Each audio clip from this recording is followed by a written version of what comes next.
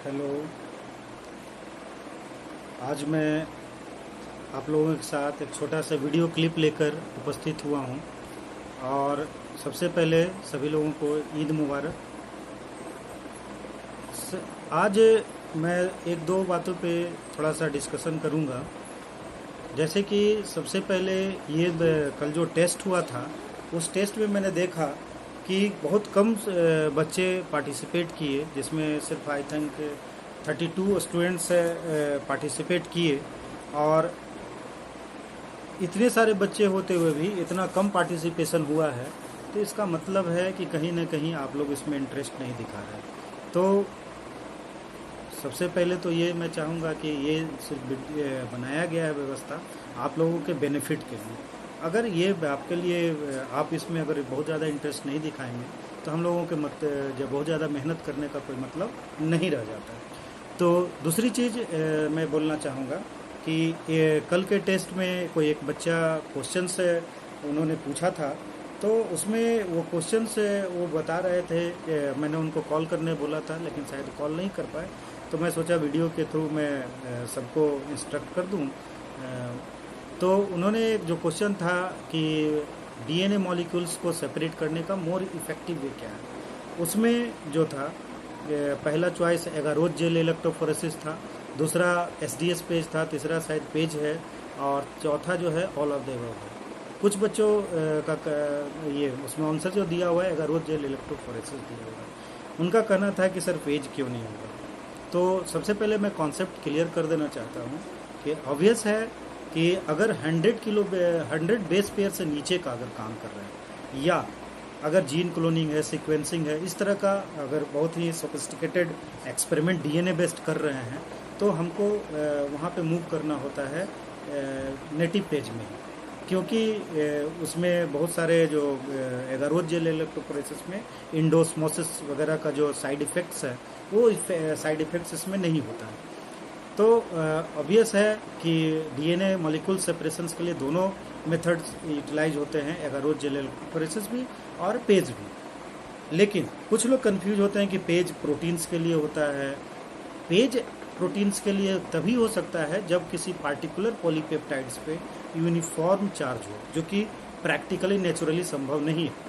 Naturally ये होता है कि उस पर नॉन यूनिफॉर्म चार्ज होता है, और उस पर यूनिफॉर्म चार्ज डेवलप करने के लिए हम लोग एसडीएस पेज करते हैं, sodium dodecyl sulphate polyacrylamide gel electrophoresis. इससे निगेटिव चार्ज ओवरऑल पॉलीपेप्टाइड्स पे आ जाता है, फिर हम एसडीएस पेज के थ्रू उसमें पेप्टाइड्स, छोटे छोटे पेप्टाइड्स या पॉलीपेप्टाइड्स को हम सेपरेट कर सकते हैं। इसलिए ये ध्यान रखना होगा कि एसडीएस पेज जो होता है प्रोटीन्स के लिए होता है। नेटिव पेज अगर यूनिफॉर्म पेप्टाइड होगा तब यूटिलाइज होगा, अदरवाइज अगर छोटे छोटे ये डीएनए हैं, ऑलिगोन्यूक्लियोटाइड्स है 100 बेस पेयर तक, तो हम लोग को पेज ही करना पड़ेगा, क्योंकि जो एसडीएस इसमें जो एगारोज जेल इलेक्ट्रोफोरेसिस का जो पोर साइज होता है वो थोड़ा बड़ा बड़ा होता है, और इसके जो पोर साइज होते हैं वो छोटे होते हैं। ऑब्वियस है कि जो कोई छोटा अगर मॉलिक्यूल्स, दो छोटे मॉलिक्यूल्स को अगर बड़े पोर से अगर गुजारेंगे तो उसमें कोई हिंड्रेंस नहीं आएगा और दोनों सेम टाइम पे वहाँ पे मौजूद होगा। ऑब्वियस इसमें कई तरह का क्वेश्चंस है, जैसे प्लाज्मिड के साथ लीनियर डीएनए का सेपरेशन, नेचुरल प्लाज्मिड का हो, ओपन प्लाज्मिड का हो, तो इस तरह का कई तरह का क्वेश्चन इसमें उठता है। आप लोग उसको प्रैक्टिस कीजिए और उसमें आप काम कीजिए। उसके बाद तीसरी बात ये कर रहे हैं कि जैसे आज भी देख रहे हैं कि कुछ बच्चे डिस्कस कर रहे हैं कि सर मैं ग्रुप में ये क्वेश्चंस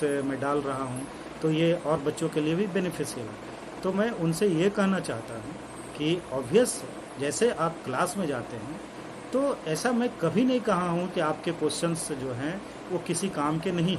आपके नॉलेज, आपके मटेरियल्स, आपके चाहे वो नॉलेज हो, आपका मटेरियल्स हो, या आपका कोई थॉट्स हो, या आपका कोई क्वेश्चंस है, each and everything is valuable. But जैसे हम क्लासरूम में किसी एक पॉइंट्स को फोकस करके हम काम करते हैं, जैसे एज फॉर एग्जांपल कि अगर कोई टॉपिक्स क्लास में चल रहा हो तो हम सिर्फ उस टॉपिक्स पे बात करते हैं, उस समय उससे रिलेटेड क्वेश्चन आस्क करते हैं।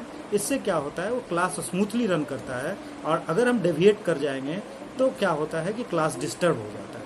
सेम उसी तरह से अगर यहाँ पे आप क्वेश्चन, ऑब्वियस है कि आप क्वेश्चंस रख रहे हैं, वो भी जायज़ क्वेश्चंस है, उसकी भी ज़रूरत है। उसके लिए मैंने बताया कि बिहार बायोटेक क्लब का निर्माण अलग से मैंने कर दिया है। आप इस तरह के क्वेश्चंस वहाँ पे डालेंगे, बहुत सारे स्पेशलिस्ट वहाँ जुड़े हुए हैं जो आपको अच्छे से जवाब भी दे सकते हैं।